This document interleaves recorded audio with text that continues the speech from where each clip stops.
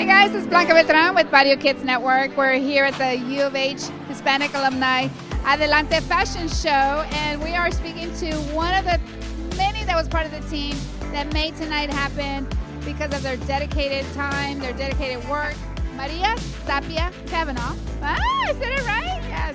So tell us a little bit about tonight's success, and I know that it's something that goes behind the scenes that nobody knows about, because all this doesn't happen just like this. Right, so thank you, Blanca. So we've been planning this event since September, and this fashion show is our biggest event where we raise the most funds. Sadly, my co-chair last year, Sandra, moved to Canada.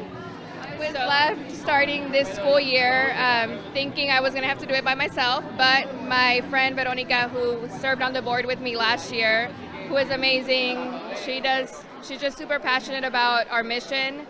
She stepped up and offered to help me co-chair the event, and we're super happy with everything we've done. We've raised, I think, over $20,000. Which is the most we've ever raised. We raised $8,000 last year. And that was during COVID. There were so many challenges. I mean, we didn't have an event to look forward to. It was more of production and getting videos, but then also wondering whether people were going to support us because it's a virtual event. Our supporters were supportive, and they showed up. They showed up, and we're just super thankful for them.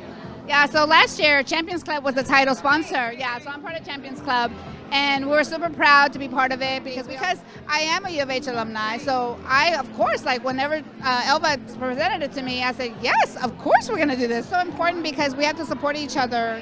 There's so many obstacles that we have to kind of overcome as anybody, right? And, you guys are able to do all these things and give back to the community, and that's so important. So tell us a little bit about what it means to you in terms of because I believe that you were a DACA recipient, correct? Right. So I was born in Mexico. My parents brought me to Houston when I was 2 years old. I was undocumented until I was 20 or so, right before I finished college. And it was just super challenging, growing up in the United States, undocumented, because you feel a lot of shame, you feel a lot of, you don't want to really tell anyone.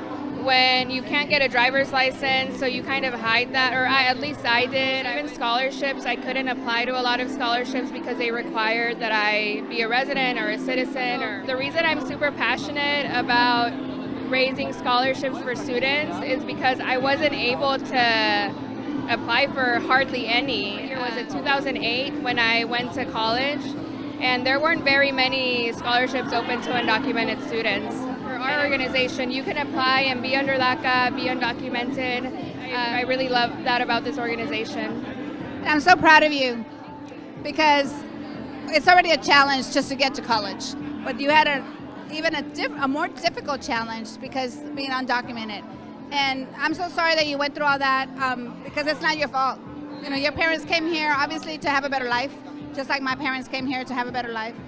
Somehow I made it through, and I'm proud of myself. I'm super thankful to my parents. I know it wasn't easy for them, to leave their country and to have to learn a new way of life. So for them, it was a big sacrifice and a bigger change, I think, for them than for me. Right, because you were a baby. You were a child. You didn't know. I kind of have this conundrum, I feel like I'm first generation, and I describe myself as first generation, even though I was undocumented and I wasn't born here. But I feel similar to all my friends whose parents were born in Mexico, but they grew up here. So I'm so proud of you because you're stepping up into the role of being a leader.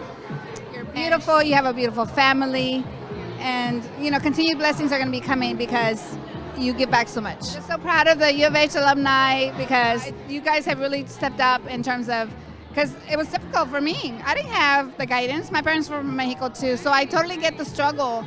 And I was the first one to graduate. I understand what it means when you say about the whole first generation thing. I was, but I kind of felt lost. I didn't feel am I not American enough?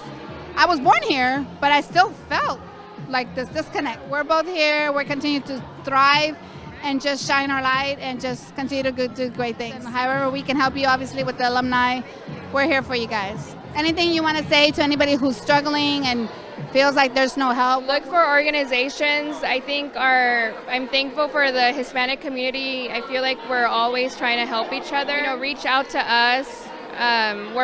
Most of us are like first generation Hispanic students, and we're always willing to help. Let's reach out to people and they'll be supportive. All right, guys, you heard it here from Maria. Just reach out because there's always somebody willing to help.